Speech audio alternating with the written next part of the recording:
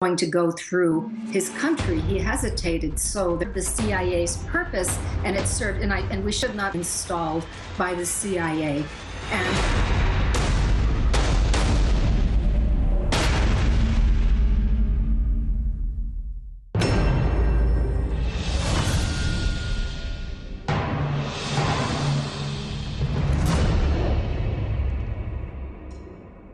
Okay, so I think your President Erdogan was correct when he visited this country, and I think he spoke recently on CNN saying that, you know, anti-Semitism is a crime, so should Islamophobia be a crime against humanity. And he mentioned when he was at a mosque in Maryland that there is a wave of Islamophobia in this country. And I think that one of the reasons that there is because the American people really believed George W. Bush when he said that, well, they hate us for our freedom.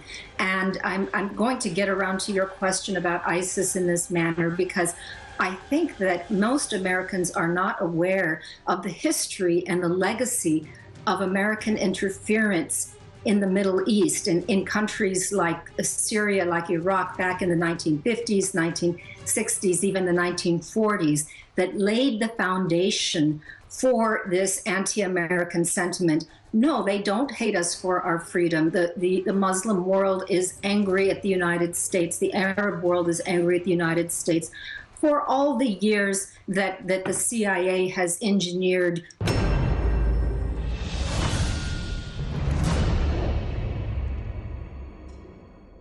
countries.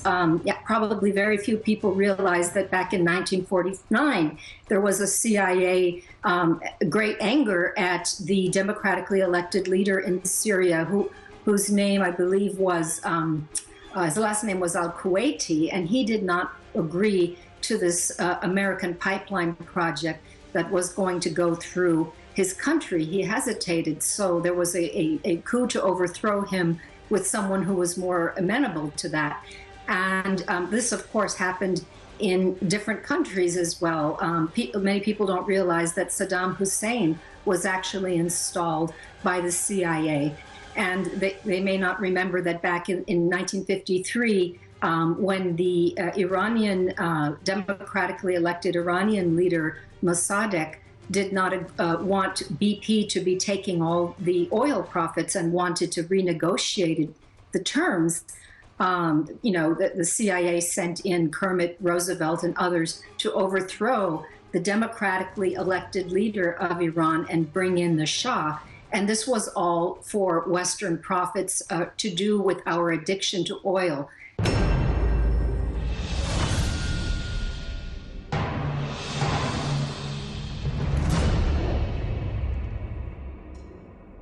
You know, I think that when I go back to your question about ISIS, well, people think it just started, you know, with the American 2003 invasion of Iraq. And yes, it's true, that's probably a direct outcome. You have these disenfranchised Sunnis who experience, I mean, they're probably actually the children of the people who were in prisons and in torture chambers during the American invasion and grew up with this brutality.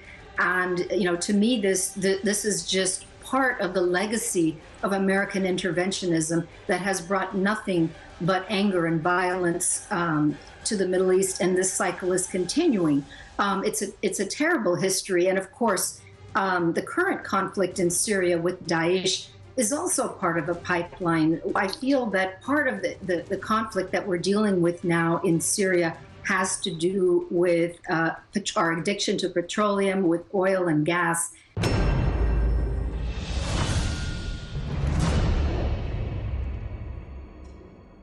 Is now also sadly reaping the dire consequences of this. I mean, Turkish civilians in Ankara and other cities are now dying because of the ISIS threat. So when people go back and say, well, this is all the Americans' fault, well, yes, it is, but we do have allies in the region who are helping to fund this violence. And in my opinion, the best way to begin to unravel this and to bring peace back to the region is we need to dry up the funds that are contributing to this. Now, let me say also, before anyone rushes to judgment,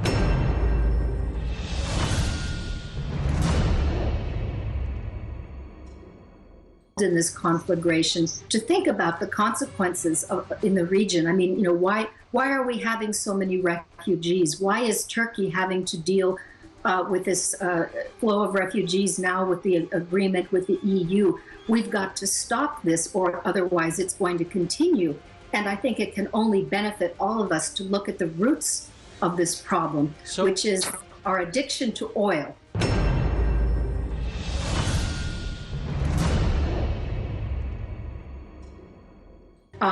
Even back in the 70s with the U.S. training of the Taliban and involvement with the beginnings of Al Qaeda as a backlash to what happened in Afghanistan, that has laid the groundwork for this kind of resentment. And of course, ISIS is an outgrowth of the latest intervention, which is what happened in Iraq.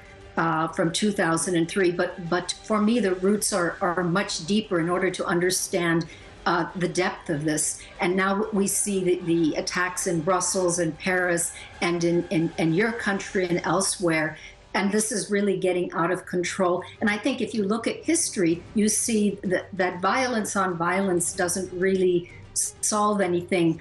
Who is profiting from all of this? The arms companies, the corporations. And, who are all these people fighting for? They're fighting for the corporations that will get rich from the oil or the gas pipelines that they want to go through there.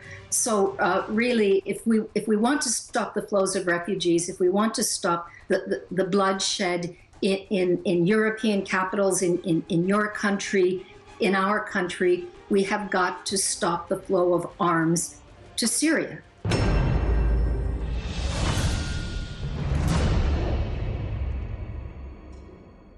To think so, and it certainly it certainly would not be beyond the pale to imagine it. But I believe in this case, if you go back to a defense intelligence report that was written in 2012 and that was revealed actually earlier last year, there were predictions that the ISIS or the Daesh could spin out of control, that there could be a conglomeration of Sunni extremists that could form this Daesh and then spin out of control, that it could happen. And I don't think it was a creation of the CIA, to be perfectly honest, but I think that it served the CIA's purpose, and it served, and we should not leave out Israel and other countries in the region that also wanted the overthrow of Bashar, and just kind of allowed things to play out to their advantage. I think that Islamic extremists have been used in the past in other countries, such as Afghanistan with the Mujahideen,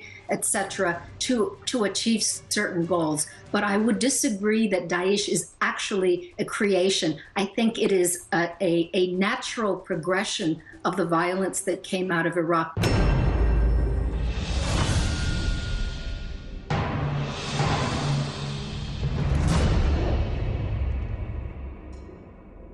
Attacks. And of course, being a former CIA political analyst, I hesitate to say anything without enough information. So I wouldn't speculate that, but I will tell you this. I am aware that Daesh is very interested in creating provocations in the West in order to tempt or to force the United States to intervene militarily in Syria. And the reason they would like to do this, of course, is because they would like to eliminate any voices of moderation, and by generating these explosions and provocations, they have come close to it. But as you know, there is a very delicate ceasefire holding in Syria. I know there's still some fighting going on, but it's difficult to say without the real facts. I mean, I think this is part of a real effort to bring the United States in militarily.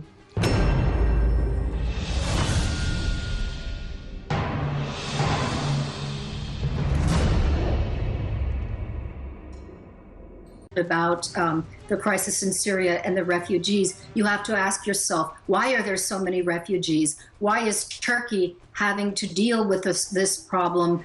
Why don't we just address the root of the problem and stop giving arms to the people that are fighting it? And I would agree. I mean, if there are intelligence agencies involved in helping the PKK or others, or Daesh or others in the region, they should withdraw their support because it just exacerbates the situation in the region. International relations for finding a peaceful solution to these conflicts, and it doesn't help. So again, we go back to the story of external meddling in Middle Eastern affairs. Intelligence agencies would look back at the history and the decades of their involvement and see that it hasn't benefited anyone. Maybe perhaps some oil or international companies have been richer, but when you look at the national interests of the people involved, I'm talking about the interests of the Turkish people, the Syrian people, the Iraqi people, etc., it hasn't helped at all. So, we need to draw lessons from these decades of careless interventions, and let the countries work things out for themselves. I would say let Turkey work things out with the Kurds, and let's not let external intelligence agencies be involved.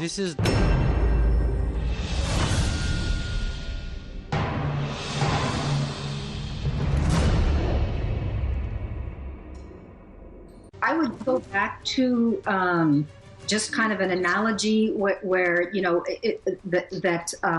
I bring up sometimes when people see a terrorist problem, they think that they can shoot everyone and kill all of them.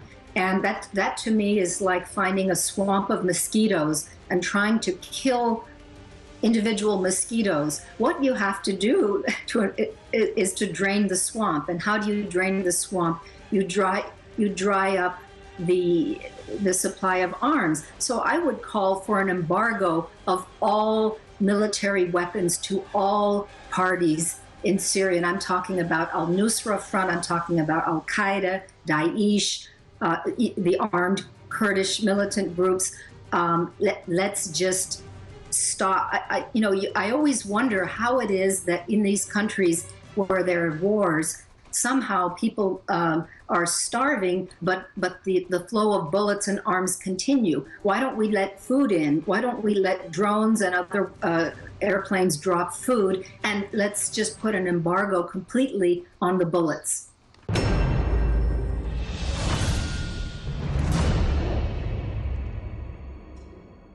I think it is a key country, and I think that, as you know, there have recently been expanded U.S. military bases there, so it's certainly a very strategic place for U.S. and Western interests, and it has a strategic place in between the Mediterranean and the European countries.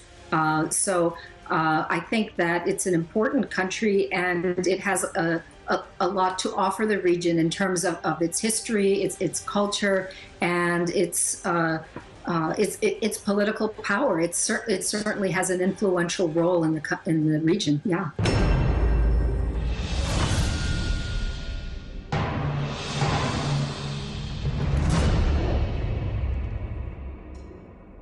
Well, I have to say, from what I've seen, yeah, it looks like your president has had a bad press recently. I read about the problem in front of the Brookings Institution in Washington, D.C. I guess that the Germans have been putting satirical television programs on about Erdogan. So, he is having a bad press day in Europe and the United States these days. But let's not make any mistake. I mean, I am sure he's well aware, and you're well aware, of how much they need Turkey, but the Europeans need him because he's helping them with the refugee problem. And of course, he plays an instrumental role for the Americans in terms of strategic military operations out of Incirlik